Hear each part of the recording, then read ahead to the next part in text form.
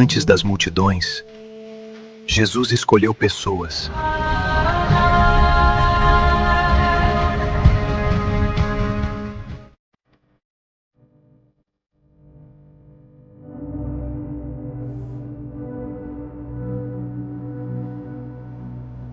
Jesus não formou plateias, ele formou discípulos.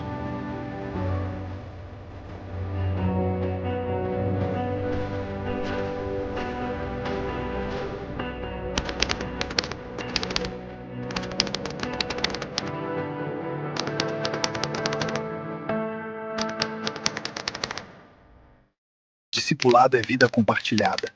É fé vivida todos os dias.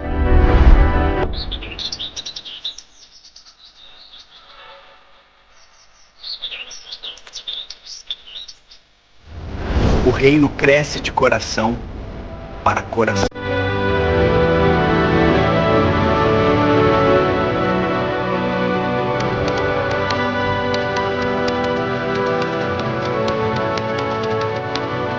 Seguir Jesus é aprender a viver como ele viveu.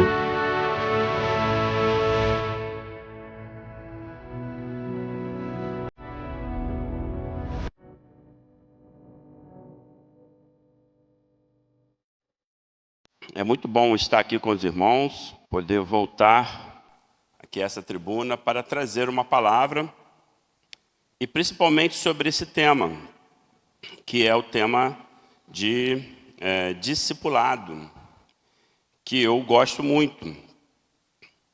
Discipulado e evangelização está muito ligado um ao outro. Deixa só eu conseguir abrir aqui, que eu botei um aplicativo novo aqui, eu estou meio enrolado. Pronto, foi, agora foi. E eu queria estar pensando com os irmãos sobre esse tema de discipulado. Como ser um bom discípulo de Jesus? Nós temos aí a Bíblia que nos ensina, né, muitas coisas sobre isso. Mas às vezes nós temos algumas dificuldades de entender, às vezes nós demoramos a compreender alguns aspectos do contexto do discipulado que Jesus viveu. Mas durante aí essas séries de sermões que estarão vindo pela frente, nós teremos a oportunidade de aprender um pouco mais sobre o discipulado. E o que é o discipulado? O discipulado é o processo intencional de seguir a Jesus, imitando o seu caráter e ensinando outros a fazerem o mesmo. É um relacionamento de aprendizado, mentoria e prestação de conta. Olha que legal. Baseado na Bíblia e capacitado pelo Espírito Santo para gerar seguidores maduros e fiéis. Então, é algo que é feito intencionalmente, de forma organizada e com um propósito específico. Isso é discipulado. E é por isso que Jesus Cristo, ele não chamou apenas seguidores, ele chamou discípulos, pessoas que estariam aprendendo essas características e, melhor ainda, vivendo de acordo com essas características. Durante o ministério de Jesus, ele fez algo muito interessante, que hoje nós chamamos de Revolução 12, que está totalmente ligada ao discipulado. O que é a Revolução 12? Jesus investiu o seu tempo em 12 homens que ele escolheu, preparou e enviou. E há mais de 2000 anos atrás, esses 12 homens começaram uma revolução que dura até os dias de hoje. E que você faz parte dessa revolução. Você é uma das peças chaves dessa revolução que começou com aqueles 12. Os 12 discípulos de Jesus, os 12 apóstolos, os discípulos iniciais, não foram pessoas que não tinha mais nada importante para fazer e foi lá atrás de Jesus, saber quem ele era e queria aprender um pouco sobre aquilo que ele estava falando e segui-lo. Não. Os 12 apóstolos, os 12 primeiros discípulos de Jesus que começaram essa revolução tremenda, foram escolhidos a dedo, especialmente, especificamente. A Bíblia vai dizendo que Jesus ia passando por alguns lugares e ele chegava até determinada pessoa. E aí, ele passava por várias pessoas, mas ele não ia chamando, venham, sigam-me, sigam-me, sigam-me, não. Jesus Cristo foi diretamente até aqueles homens especificamente e chamou individualmente a cada um. Isso é discipulado. Jesus tinha uma intencionalidade, ele queria construir um grupo firme, sólido, para que ele pudesse começar essa revolução. E o que é uma revolução?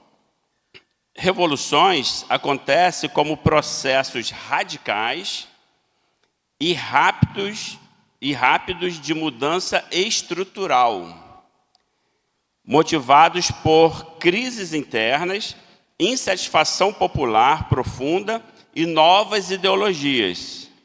Elas envolvem a derrubada violenta ou drástica do regime atual, substituindo instituições políticas, sociais e econômicas. Olha que interessante. Não foi exatamente isso que a Revolução 12 fez? Quantos regimes políticos caíram por causa dos ensinamentos de Jesus? Quantas instituições políticas, quantas instituições sociais, até mesmo econômicas, quantos regimes caíram porque as pessoas aceitaram a Jesus como seu Salvador?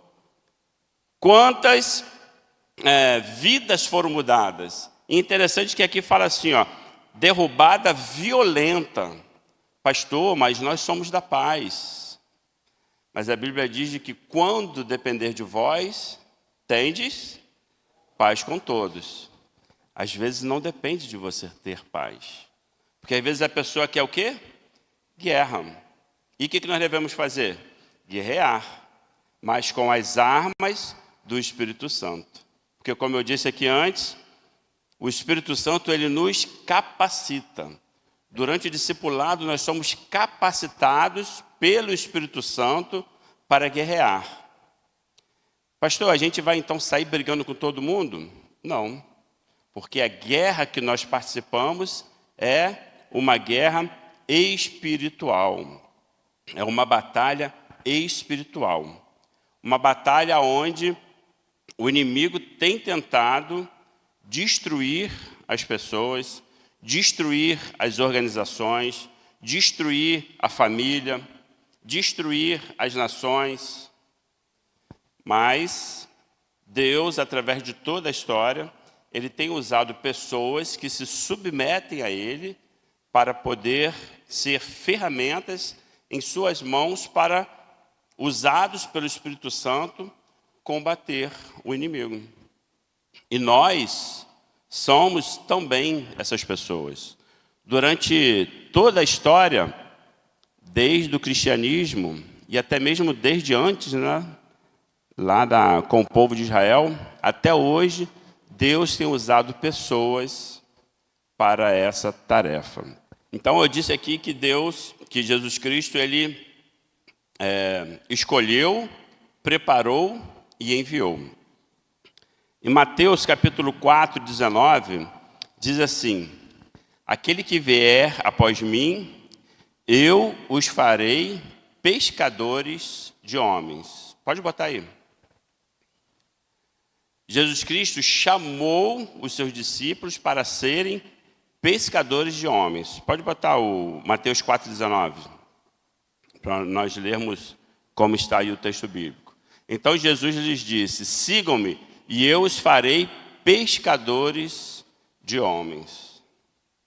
Durante o discipulado, Jesus escolheu os seus discípulos E durante toda a história ele tem feito isso, ele tem escolhido. Jesus escolheu você para estar aqui. Jesus escolheu a mim. Jesus escolheu o pastor Edgar, o pastor Levi. Ele tem nos escolhido. E eu creio que a grande diferença é que Deus não escolhe uns para a salvação e outros para a perdição. Ele escolhe a todos nós para sermos salvos.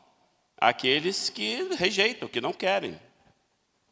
Mas, quando nós decidimos aceitar o chamado de Jesus Cristo para a nossa vida, nós somos então transformados e começa aí o processo do discipulado. Deixa eu contar uma experiência que aconteceu há pouco tempo, bem pouco tempo. Eu tenho um sobrinho e ele tem 40 anos, 42. Ele sempre foi assim meio rebelde, não revolucionário, apenas rebelde mesmo. E ele gosta muito de andar de moto, ele trabalha como moto, ele é motorube, trabalhava, né? E teve vários acidentes, inclusive eu já tive uma moto, ele teve um acidente com a moto que eu tive. E há 50 dias atrás, ele sofreu mais um acidente, estava trabalhando, bateu com a moto, perfurou o fígado e arrebentou a moto toda. Aí o médico deu para ele o diagnóstico de ficar 40 dias em casa, sem fazer nada, para que o fígado pudesse se regenerar. Ele ficou internado lá no hospital, ficou bem ruim mesmo ele. Então ele ficou ruim de saúde, com a saúde bem debilitada, e ficou sem emprego. Porque o motorista de Uber é todo dia, né? Se ele não trabalhar, não ganha. Mas olha que interessante, como Deus faz as coisas, né? Durante esse período, a sua esposa começou a levá-lo numa igreja próxima à casa dele. Coisa que ele não fazia. Ela ia e ele não. Ele sempre tinha uma desculpa. Só que nesse momento, ele estava mais fragilizado. Então ele começou a ir, pedindo oração. Inclusive, eu até coloquei aqui no ministério, no intercessores, para estar orando por ele. Então ele começou a se recuperar, começou a melhorar. Não está 100%, mas já está bem melhor. Ainda não está trabalhando, ainda não sei nem como é que ele vai fazer em relação ao trabalho. Mas eu sei que uma coisa importantíssima aconteceu nesse período. Ele me mandou ontem uma mensagem dizendo que no primeiro sábado de março, ele será batizado lá na igreja da esposa. Olha que interessante, como é que Deus faz as coisas.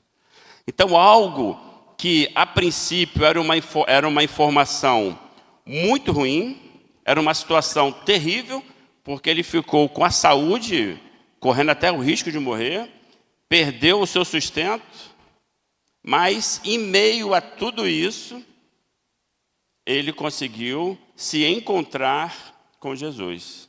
Isso não é Jesus o chamando? 42 anos. Então, a família sempre esteve ali, junto dele, falando de Jesus. Eu, pessoalmente, já conversei com ele várias vezes, para ver se ele tomava jeito, né? Garoto rebelde como era. Mas dessa vez eu não falei nada, eu só fiquei orando. E Deus agiu na vida dele. Jesus Cristo, ele está sempre nos chamando. E nós, como discípulos de Jesus, nesse processo de discipulado, precisamos estar sempre atentos a isso, para saber quando Jesus Cristo está chamando alguém. Porque ele sempre vai usar uma outra pessoa, vai usar um servo de Deus, vai usar um cristão, ou seja, vai usar você, para observar aquilo que ele já está fazendo, para que aquela pessoa possa ser tocada pelo Espírito Santo e ter um encontro com Jesus. Quem foi usado dessa vez em relação ao meu sobrinho foi a esposa dele, que o levou, que esteve ali apoiando, que esteve junto com ele, e Deus alcançou aquela vida. E eu tenho certeza que você tem alguém próximo a você, do seu conhecimento, que também tem sido tocado por Deus. Está vivendo alguma coisa onde Deus já está trabalhando na vida dessa pessoa. Há 2 domingos atrás, se eu não me engano, o diácono Roosevelt esteve aqui na igreja. E eu estava ali sentado do lado dele e da esposa, e eu vi na hora que ele veio até aqui na frente, subiu essas escadas e veio aqui orar agradecendo a Deus. Eu me emocionei, irmãos, em ver aquilo. Porque o diácono Roosevelt teve câncer de próstata, teve metástase, tem lá aquela doença na perna que sai ferida, que a pessoa não consegue nem andar, eu esqueci o nome agora daquela doença. Já teve várias e várias doenças. Há pouco tempo atrás, pelo menos umas 10 vezes eu levei ele no hospital, que ele entrava no meu carro chorando, gritando, gemendo de dor. A gente ia até Caxias ou chegou aí até no Salgado Filho, todo o percurso ele gemendo de dor. Ficou 1 ano e pouco com aquela bolsa aqui, né? De qual é o nome? Essa aí mesmo. Ficou com aquela bolsa de colostomia. E ele estava com o mesmo problema no estômago, possivelmente o mesmo que a irmã Sheila está, que o diácono também estava, que graças a Deus já está curado. Ele ficou um tempo sem conseguir andar, e aí ele veio aqui e subiu essa escada na maior tranquilidade, como se nada tivesse acontecido. O processo de discipulado é isso, irmãos. É nós experimentarmos o agir de Deus em nossa vida e sermos exemplos para outras pessoas que Deus também está agindo na vida delas. Para outras pessoas que estão precisando de ouvir uma palavra. É estarmos atentos a quem Jesus está chamando. João capítulo 5, verso 17, pode botar aí por favor. Nos diz sobre um texto que eu amo esse texto. Eu amo esse texto. Jesus lhe disse: o meu Pai trabalha até agora e eu trabalho também.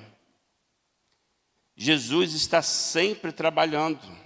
Deus está sempre trabalhando.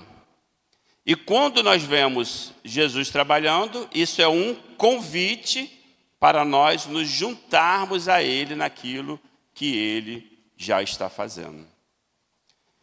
Quando Jesus chama alguém, quando ele começa esse processo de discipulado, ele precisa que alguém esteja ao lado dessa pessoa para ser o discipulador. E sabe quem é essa pessoa? Pastor Edgar. Não é o pastor Edgar. Também, né, pastor Edgar? Essa pessoa sou eu e você. Tem pessoas que o pastor Edgar não consegue alcançar, mas tem pessoas que você consegue alcançar. Às vezes porque é seu parente, seu vizinho, seu amigo que está perto de você. Às vezes porque faz parte de um grupo do qual você também faz.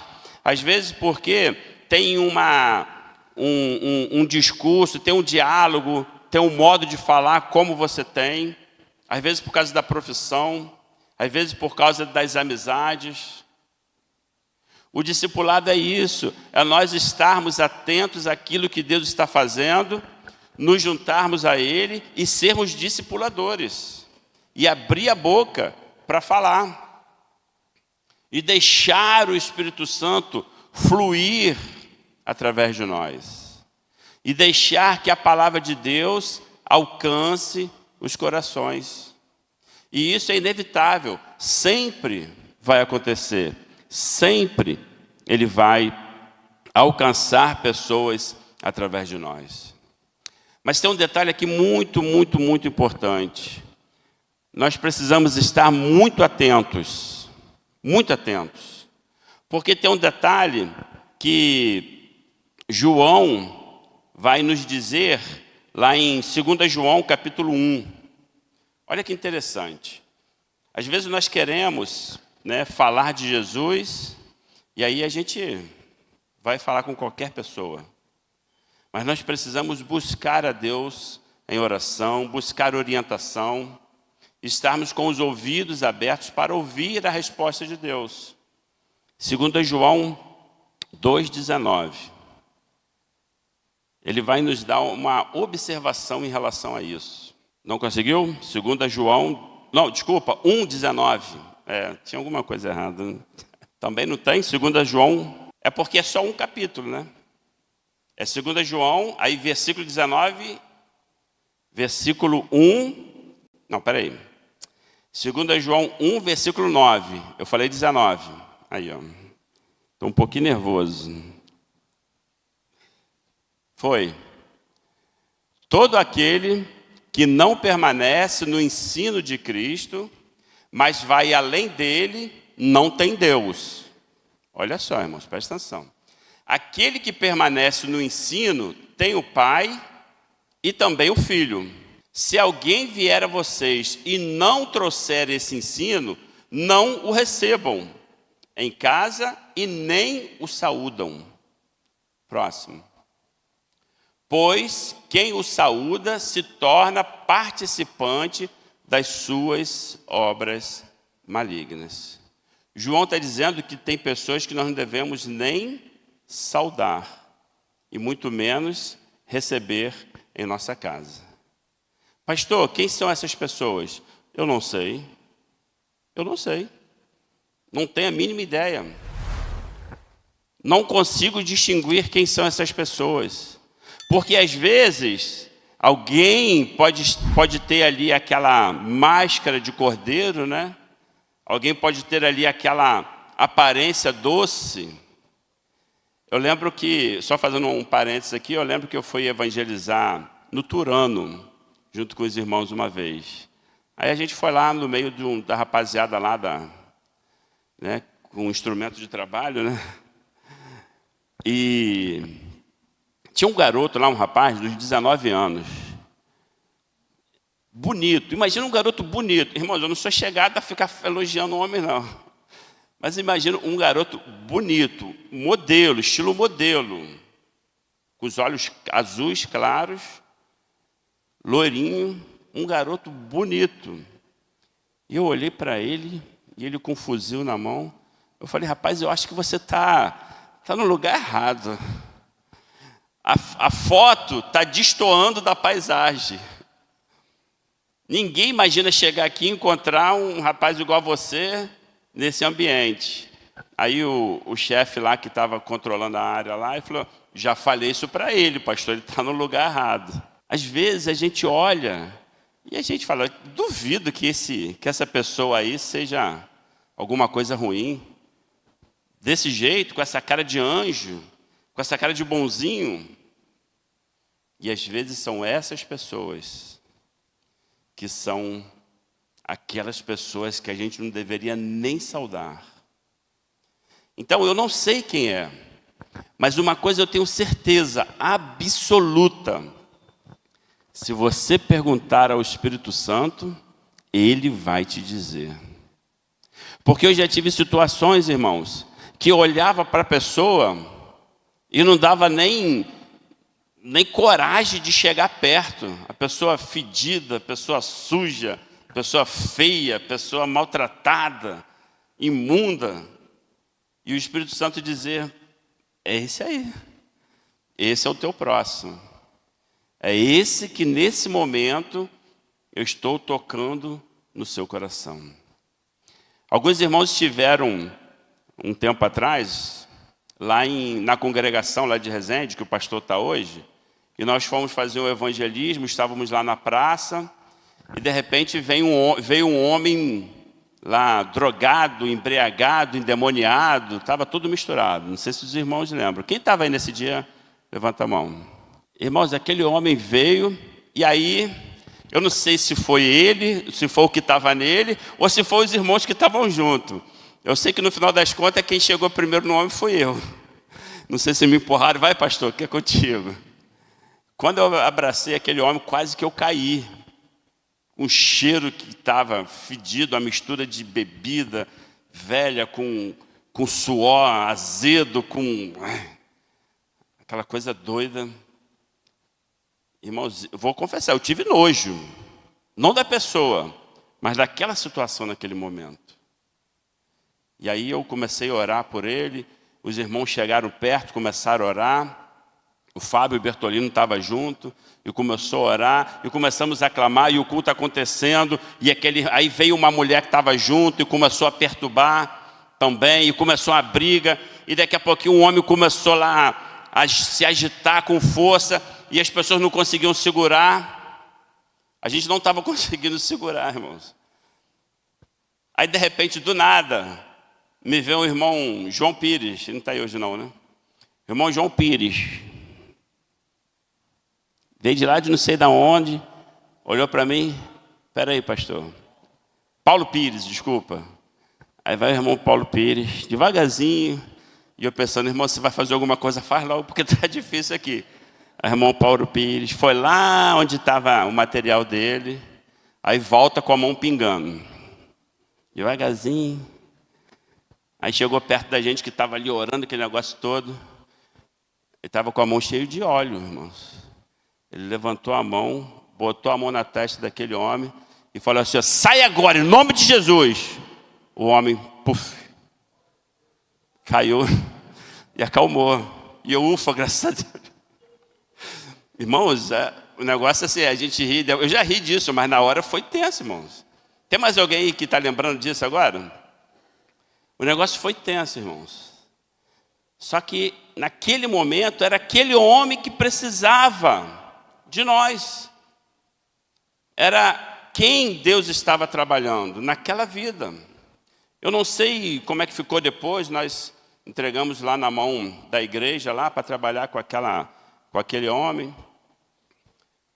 E eu não sei se de repente ele continuou ali na igreja, mas ele teve uma experiência marcante ali com Deus.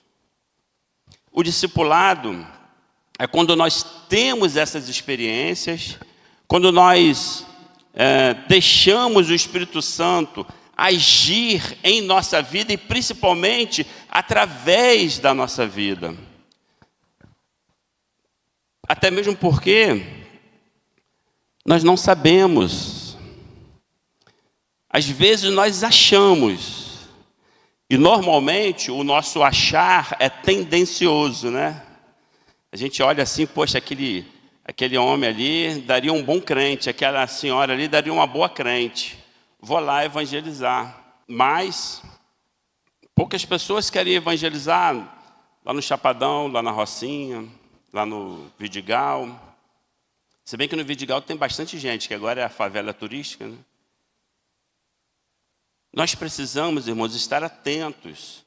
Tem pessoas que não estão ouvindo a voz de Deus. Eles não estão sensíveis àquilo que Deus está falando com eles. Não está com o coração preparado. Mas tem outros que estão. Tem outros que já estão prontos. Como diz a palavra de Deus, os campos estão brancos para a ceifa. Só precisa dos trabalhadores irem lá. Só que a Bíblia também fala que no meio do trigo tem o joio. Então a gente precisa o quê? Ter orientação de Deus para saber qual é o trigo que está branco e o que é o joio. Então no discipulado, Jesus Cristo nos chama.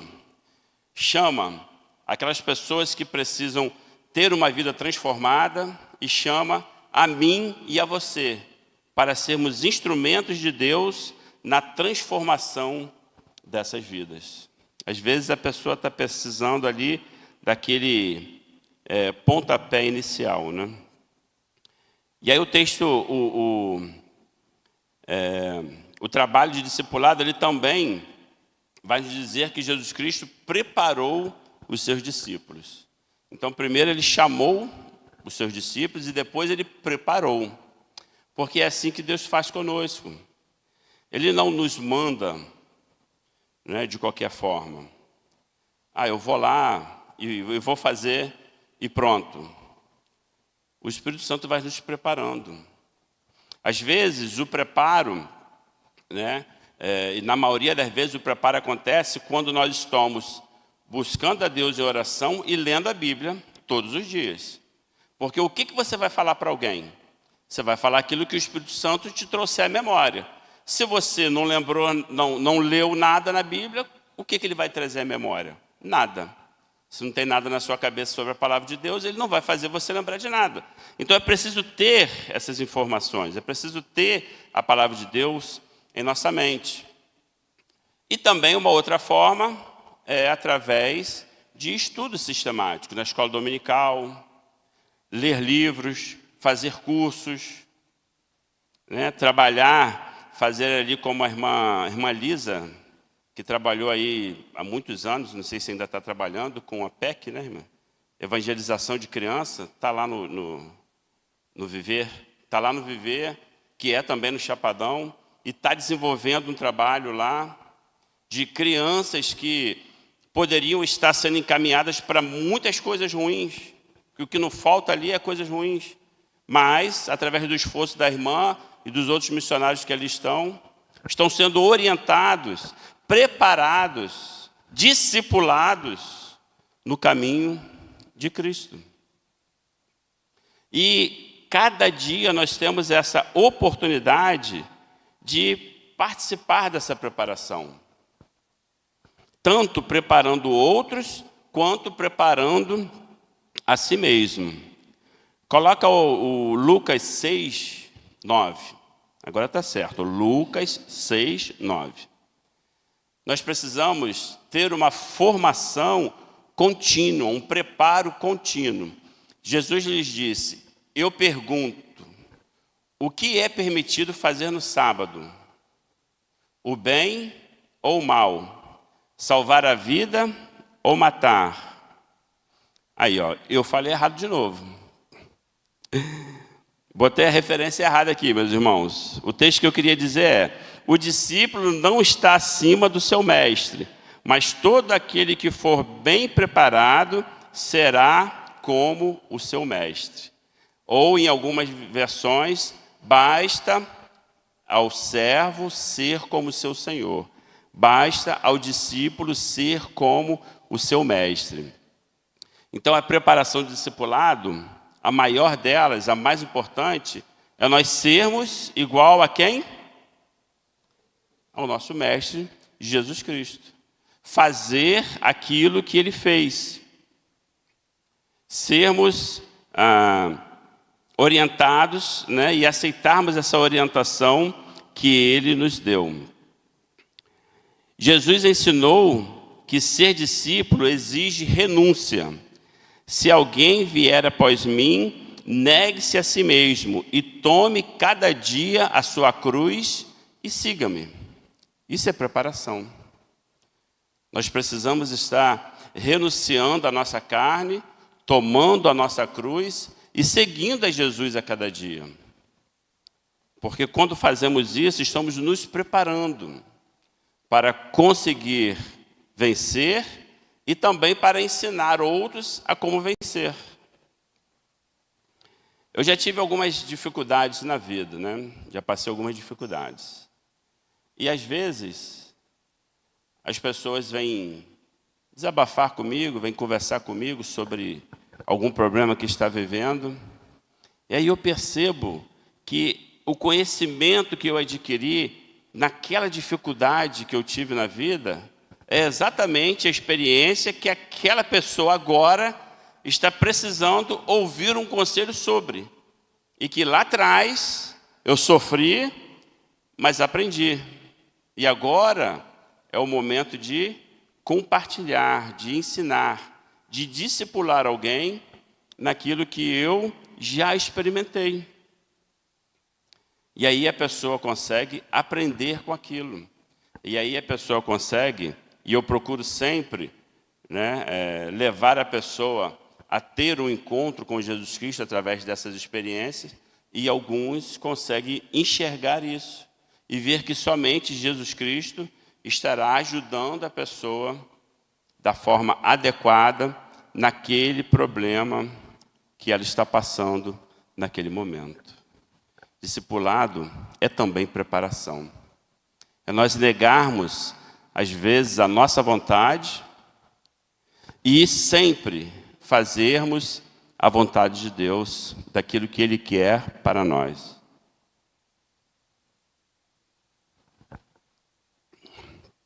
E daquilo que Ele quer fazer através de nós. E uma outra parte da preparação é o ensino e o exemplo. João 13, versículo 14. Vamos ver se eu acertei dessa vez. João 13, 14.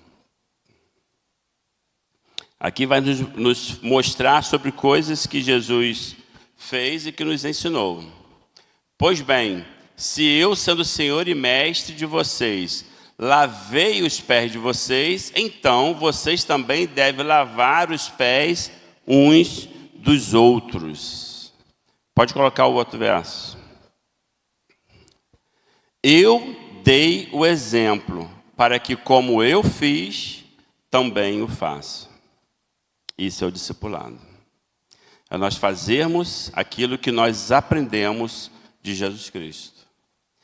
E quem sabe a gente pode ter a coragem que Paulo teve quando disse: sede meus imitadores, como eu sou de Cristo. É um desafio, irmãos. É um desafio muito grande. Você dizer para alguém: me imite, faça o que eu faço, porque eu estou fazendo da maneira que Jesus fez. Eu poder dizer isso é um desafio muito grande. Eu tenho trabalhado, algumas questões na minha vida para pensar, tentar, em algum momento, dizer isso. Mas é um desafio. Porque quando nós fazemos isso, nós chamamos a responsabilidade. E aí a pessoa vai olhar não apenas para o que a gente está falando, mas para a nossa vida como um todo, sim ou não? Quando você fala para alguém assim, me imite, faça o que eu faço. A pessoa vai olhar a sua vida toda, não apenas aquele momento, não apenas aquela frase. Ou se a pessoa não conhece a tua vida passada, pode ter certeza, a partir de agora ela vai prestar atenção, e muito bem prestada, em como você está vivendo a sua vida, em como eu estou vivendo a minha vida, para que possa imitar de fato. E aí eu tenho lá o Telzinho, que todo mundo conhece, 4 anos de idade, puro suco, pastor, que maravilha. Muita experiência, muita energia, arteiro. E a gente está lá procurando ensinar, E aí está uma luta lá em casa tremendo com esse negócio de celular. Não quero no celular. Aí, às vezes, quando eu chego, está ele lá com o celular. Alguém deu o celular para ele. Aí eu vou e tiro. Não pode ficar com o celular. Aí, vai brincar com os teus brinquedos. Aí vai ele brincar com os brinquedos. E aí eu estou lá na sala, lá, resolvendo alguma coisa, lendo alguma coisa, olhando alguma coisa. Onde? No celular. Aí eu parei para pensar. Falei, rapaz, mas se eu estou falando tanto com ele para não usar o celular, aí ele está brincando, ele olha para mim, estou eu fazendo o quê? Usando o celular. Aí ele volta a brincar, daqui a pouco ele olha para mim, está eu o quê? Usando o celular. Aí ele volta a brincar, daqui a pouco, usando o celular. Deve dar um nó na cabeça da criança, Mas você não quer que eu use o celular, mas você está usando? Às vezes são gestos pequenos, irmãos, que a gente precisa parar para observar. Porque quem está assistindo está observando isso. Quem está olhando de fora está vendo essas coisas. Seja no celular ou seja em qualquer coisa. Aí a gente prega sobre ter uma vida ética, boa conduta. Aí está conversando com os amigos e aí está falando palavrão. Fala, mas tu não é crente? Ou então o cara começa a contar vantagens ali, Não, porque lá em casa eu tenho 3 ar-condicionados, a minha conta de luz vem R$50. Aí alguns crentes ali caem na armadilha e falam o quê? A minha vem 60 e eu tenho 4 ar-condicionados. É complicado. E antigamente, hoje talvez menos, nem sei. mas o pessoal pulava muito o muro ali na estação de Olinda, para não pagar a passagem, pulava o muro para pegar o trem. Né? Isso acontecia, quem lembra disso? Eu já fiz isso, irmão. Já, quem nunca, né? E às vezes eu fico olhando ali, aí levanta a irmãzinha aqui, não, eu nunca fiz. Deus perdoa, irmão, já pedi perdão. Aí às vezes eu estou parado ali no posto, que costuma ser em frente ao posto ali de Olinda, aí às vezes eu olho assim, é 1, 2, 3, 4, 5, 10. E aí eu pergunto para mim mesmo, será que tem algum cristão ali fazendo aquilo? Algum servo de Deus? Algum homem de Deus ali? Bom, se tiver, problema dele. Mas a questão é, como que a gente vai falar de Jesus para alguém se a gente estiver fazendo a mesma coisa errada que o alguém está fazendo?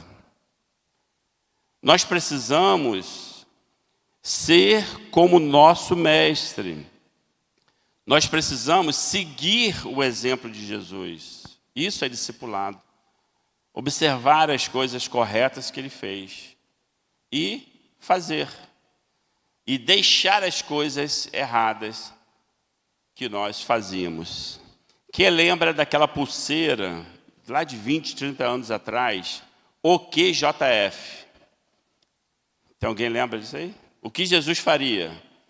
Tinha uma pulseira que, quando você ia fazer alguma coisa errada, tu olhava para aquela pulseira, o que Jesus faria? Ou seja, Jesus ia fazer essa coisa errada que você está fazendo? Já voltei atrás muitas vezes, irmão, por causa daquela pulseira. Eu lembrava, falei, opa, Jesus está vendo. Eu, jovenzinho, adolescente, às vezes nós precisamos ser lembrados. Às vezes é uma pulseira, às vezes é só a nossa mente mesmo.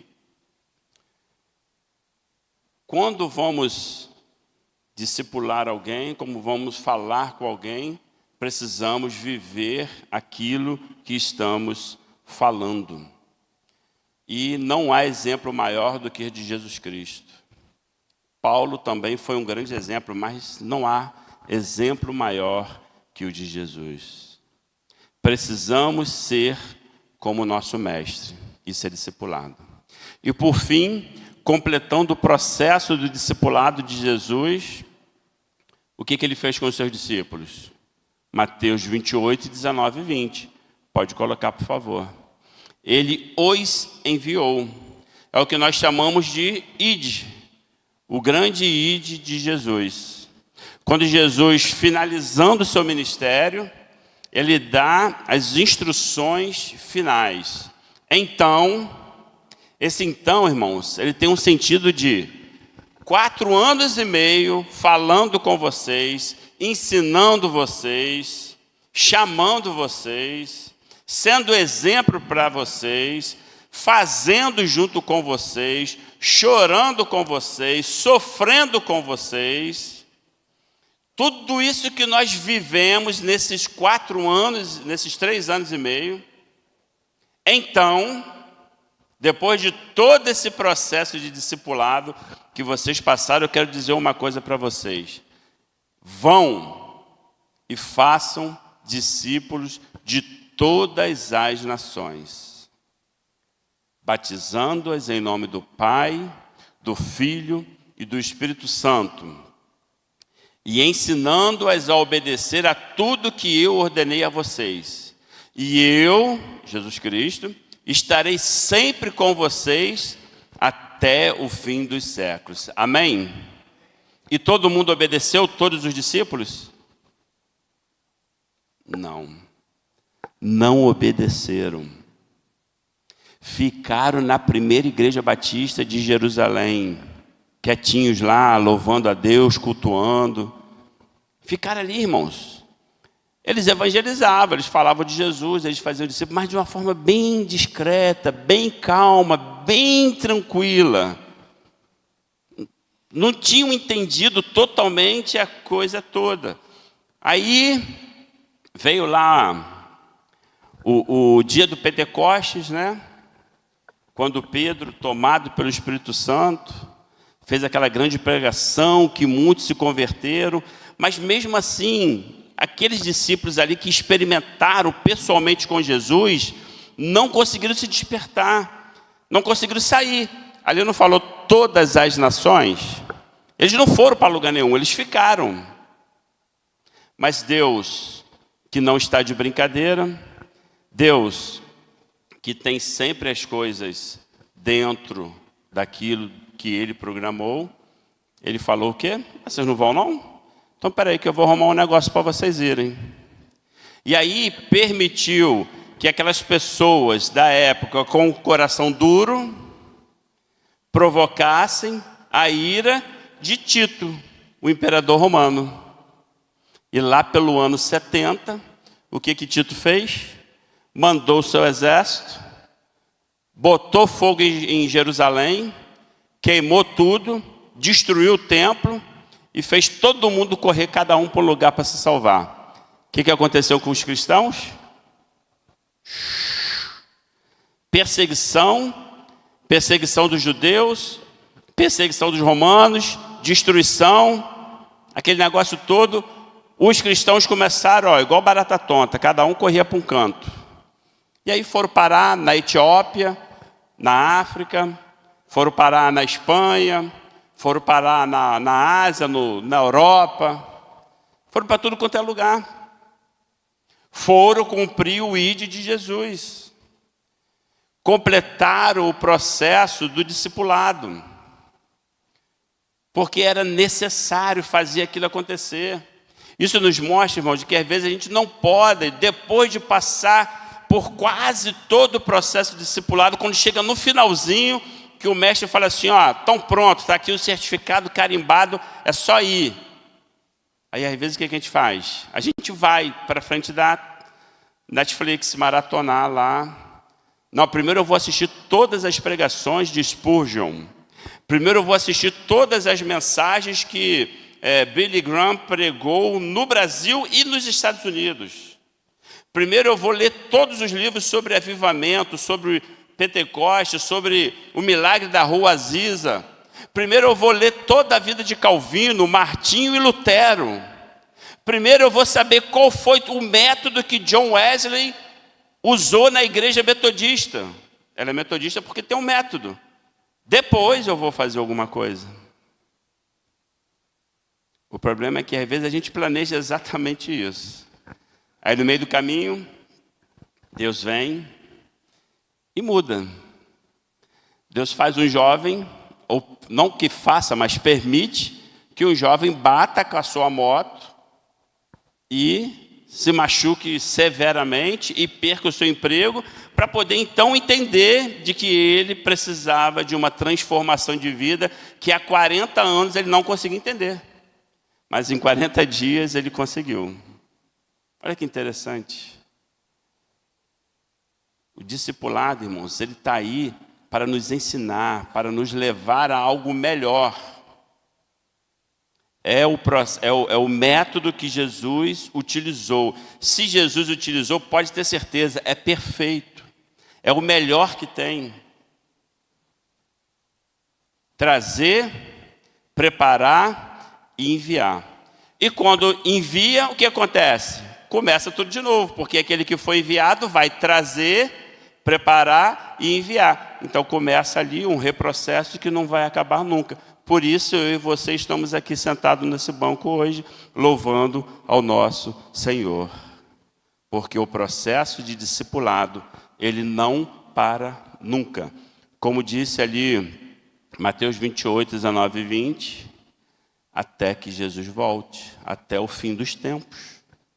Só vai acabar o processo de discipulado quando acabar os tempos, quando Cristo voltar. Quando nós formos levados para morar com Deus. Até lá, meu irmão, não importa qual a sua idade, não importa qual o seu estado de saúde, o seu estado financeiro, o seu estado de qualquer coisa, não importa. Você é um discipulador. Você é um discípulo de Jesus. E como discípulo você tem que fazer igual ao seu mestre. E como discipulador você tem que discipular outras pessoas. E é para isso que Deus te chamou, para discipular outras pessoas. Durante essas próximas mensagens, você vai ouvir muita coisa sobre discipulado. Permita que entre no seu ouvido. Permita que entre no seu coração. E permita que faça uma transformação na sua vida. Tenha você 2 anos de crente, ou 20 anos de crente, ou 30, ou 40, ou 50. Não importa. Permita que o Espírito Santo haja de forma sobrenatural na sua vida. Amém? Para terminar, eu quero te convidar para que você complete o processo do ID e participe no 3º sábado de março, a partir de meio-dia. Vai ter ali uma palestrazinha, igual aqueles treinamentos que eu tenho dado aqui, e vai ter o impacto missionário no Chapadão, lá no Final Feliz, onde eu fui pastor lá por 4 anos. E eu quero convidar você a estar conosco, a ir lá evangelizar. Nós vamos separar em grupos e vamos falar de Jesus para aquelas pessoas ali naquela comunidade. Então, se você quiser participar, fale comigo depois e vamos estar juntos nesse mutirão missionário. Pastor, muito obrigado, meus irmãos. Deus abençoe a vida de cada um de vocês e obrigado pela oportunidade.